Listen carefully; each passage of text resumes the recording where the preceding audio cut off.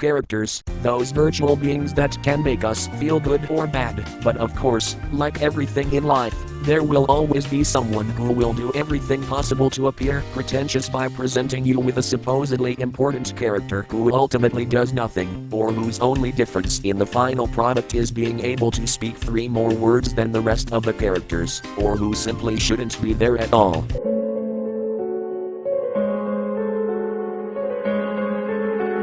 That's why I'm here, to teach you how not to make an important character, and I prefer to continue making this series like this, because I believe in the saying, if you want to create a good story, don't read good stories, read a bad story, because that way you won't dare copy them and make the same mistakes.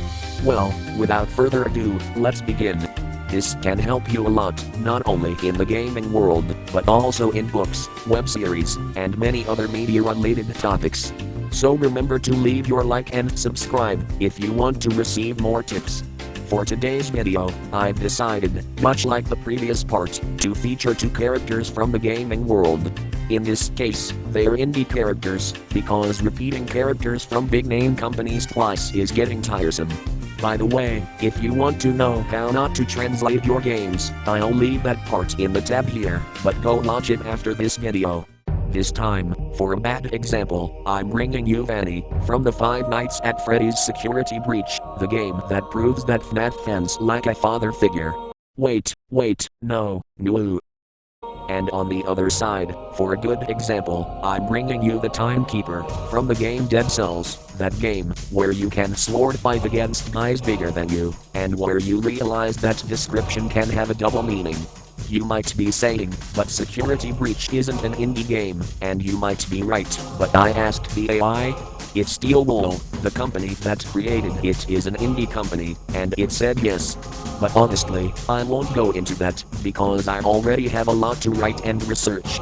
Okay, let's start with Vanny. She's a character who was really expected to do more. If we watch the trailer, her mask is what stands out, appearing throughout the intro. We even hear Vanny address the protagonist, Gregory, as Vanessa. We can get you out of here, you and me together. They won't stop hunting you. None of them will stop hunting you. Which makes us understand that she was going to have a lot of relevance, if she's the only character who speaks to us that way, with quite expressive and revealing dialogue. I know Monty does it too. You will do as I say! You will bring me what I want! And if you fail me, then you will, both of you, burn! But he doesn't address the protagonist directly, he makes threats that seem directed at Vanny or some character who may have been cut or changed. Something was coming. Even in trailer 3, we can see her at the beginning and end, with recycled animations, but at that point, we didn't need more. It was better to recycle them and have the best parts into the game. In posters and promos, she was seen as the antagonist and even as the face of Security Breach. But we all know how Vanny ended up.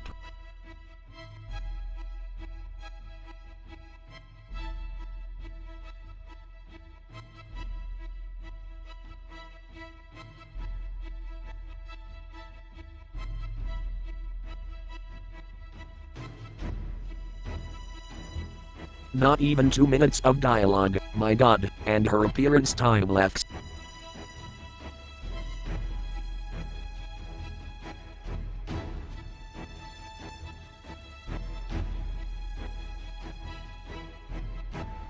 One miserable minute, on average, in the entire game. I know the game is about 2 hours long, and that's why I'm disappointed that basically the biggest threat appears less than any animatronic in the entire game. You might tell me, you don't understand. She's important, because they tell you so on some discs that you have to, blah blah blah, the unwritten rule of literature, show, don't tell. I know that, since it's an unwritten rule, it shouldn't have much relevance, right? Wrong, because, if we put it into examples, we realize its importance. Imagine that throughout an entire game, which you bought for $20, they tell you that the final villain has destroyed civilizations and caused misery. This was possibly your incentive to buy it. But facing him is like facing Scopes.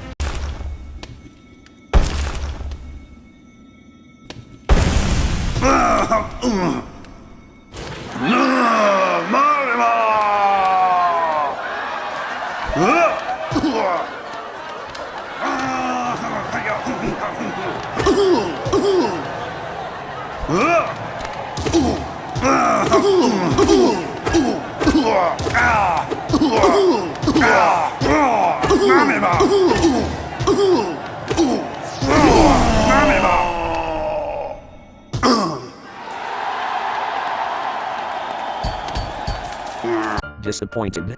Me too. And possibly more than one of you will say, but Security Breach isn't the only game she appears in. I know that perfectly well, but here I'm only counting Security Breach. I don't care if she appeared for 5 minutes in a secret minigame in FNAF 6, or if she was the one who put the mimic in X location to keep someone away in a future game. You understand? It's the last straw, to be honest, because even the daycare attendant appears more and has much more relevance, being an unexpected antagonist in an area where there aren't supposed to be any enemies. Although, now that I think about it, I could have perfectly included the mother from the Zoochosis game in some example, but I'm writing this part at the last minute, because the game was so irrelevant that I simply forgot, although I don't rule out using it as an example in the future. Okay, with all that said, let's move on to the other example. The Timekeeper is an example of what you should do with an important character. The Timekeeper is one of those characters who undoubtedly best represents my taste for muscular women.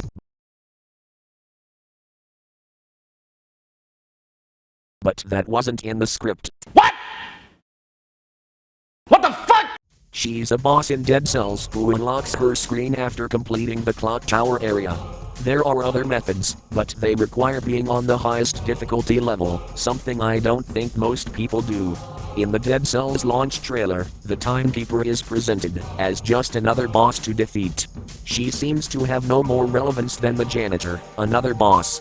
However, in the final game, she turns out to have much more relevance. Following the unwritten rule of literature, there is almost no information or telling about her in the game, but defeating her doesn't kill her. She escapes with a line of dialogue through a portal.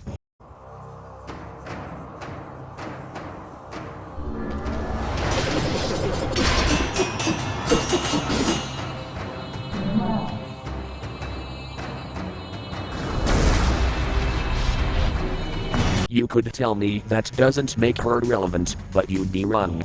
She's the only boss whose health doesn't completely deplete. She's also the only boss, aside from the giant, who isn't killed by the protagonist. Initially, I wanted to include the giant, but the muscular woman had more relevance and appeared much less in the base game. How relevant is she? She's literally the one who makes everything repeat itself, giving the alchemist time to find a cure, restarting a loop so that evil doesn't spread further. She's the one who gives meaning to the gameplay, since, by manipulating time, she makes everything repeat itself, causing the bosses to return, all in the hope that someone can find a cure for the dreaded disease. At this point, you could tell me I'm being unfair, because things are always being announced and changed, and I'll agree. But we are talking about big announcements, your presentation, not a simple video on your 1000 sub YouTube channel. At least 80% of what's in the trailer should already be planned. I know I might be taking my time explaining some parts I've left out, but honestly, I'm not going to edit out 5 minutes of explanations. Let's move on to the important points, their relevance. With Vanny, you can perfectly feature any character doing their job, from Ennard to the Mimic. It doesn't change anything, since, in the end, she has nothing to stand out as an independent character beyond being a copy of William Afton's Timu. Now that I think about it, if Ennard still existed as such, it would be a splendid thing. Imagine seeing him manipulating the animatronics, threatening to use their parts for his new body. That would be cool. Chica, muévete, puta gorda! And now for the opposite case, the Guardian of Time. She does serve as an individual character. I'd think she's one of the most relevant, because without her, the game's lore falls apart. It's like the urban legend of the coconut in Team Fortress 2. That coconut is her. You can't replace her, because she's the only character in the entire game with her abilities, since she's the only being with time-related abilities, and she's the one who resets the island's loop. You can't add characters like the giant or the hand of the king, because neither of them have her knowledge or abilities. Unlike Fanny, whose only special quality has been pressing a button, sending the animatronics into action, and being ignored by the entire FNAF community, because she appears in the same game as Roxanne Wolf.